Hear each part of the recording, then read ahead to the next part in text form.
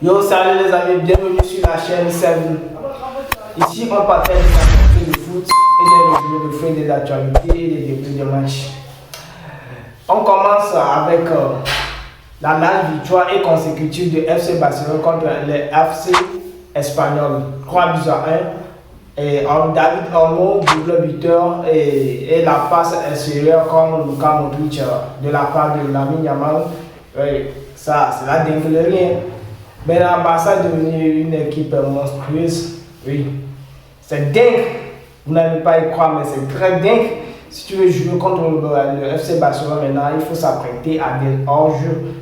Il faut s'apprêter à des hors-jeux. C'est frustrant, quoi. Je n'ai pas compris. Le jeu tactique de Hansi Flick, non, ça rend dingue. Qui a démontré sa phase avec Kylian Mbappé, qui a déjà inscrit 17 buts. C'est maintenant les enjeux qu'on compte pour Kylian Mbappé. Moi, ce qui m'intéresse pour ce résumé, c'est les performances de Casado, Cuirassy et la part de Pedro aussi. Oui, c'est monstrueux ce que font ces jeunes-là. Très bientôt, il paraît que Casado, bien Cuirassy, il est monté dans les grands à partir de 16 ans comme Lamine Yamal, mais qui démontre une performance impeccable. Oui, les Barcelone, vous pouvez être fiers.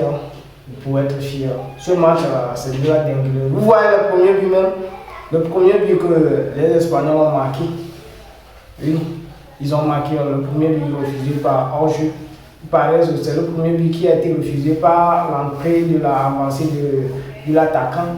Une petite partie de la crâne. C'est monstrueux, quoi, les gars. C'est monstrueux. Et le deuxième but refusé par la barre aussi. Voilà, une poignée du coude. Oui, c'est monstrueux. Je ne sais pas où Hansi Flick est sorti avec ce tactique de jeu là, mais c'est très impeccable. Et on continue avec les stats de la Liga. Barça qui est déjà en avance. Quand même qu'on sait que le Real Madrid a reporté son match normalement qu'on doit jouer contre Valence, le FC Valence, par rapport à l'inondation qui se passe actuellement au Valence. C'est par rapport à ça. On sait que le Real Madrid aura 3 points de retard sur les stats de la Liga. Le Barça déjà 33 points, 40 buts. 33 points, 40 buts. Et en 12 joués, déjà la deuxième journée. 33 points, 40 buts. C'est très énorme. 33 points, 40 buts.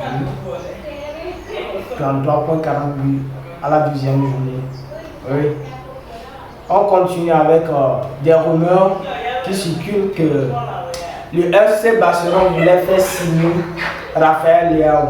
Oui, pour moi, c'est quelque chose que moi, je ne suis pas barcelonais, mais c'est pas normal. Qui va remplacer Rafael Leao? Ou bien qui Rafael Leao va remplacer à FC Barcelone? Moi, je trouve personne. Si Rafael Leao peut remplacer quelqu'un, c'est Rafinha. On ne remplace jamais une équipe qui gagne. C'est l'erreur que Ancelotti avait fait. On n'avait plus besoin de Kylian Mbappé. Avant, on avait besoin de lui. Mais arrivé à un moment, le Real Madrid se débrouillait pas mal. On n'avait plus besoin de Kylian. Mbappé a déjà inscrit 17 buts au meilleur buteur de la Liga. 17 buts du hors-jeu. 16 hors-jeu maintenant, c'est 17 en 11 matchs.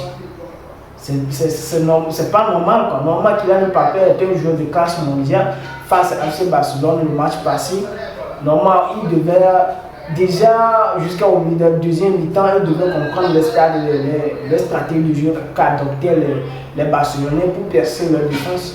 Il n'arrive même pas à bouger. Et le milieu aussi. Moi, je tiens énormément à féliciter le jeune Cuirassy et Casado. Ce qu'ils font, c'est énorme. Même Frankie de Jong sur le banc, même, il s'inquiétait. Il pensait avoir perdu sa part de titularisation. Rafinha est déjà au top de sa prime. Il démontre Rafinha démontre des trucs pas normaux. Chaque match, si ce n'est pas des passes comme Lamine Yamal, il marque des doublés. Chaque match, ses performances, c'est dingue quoi, c'est monstrueux. C'est monstrueux.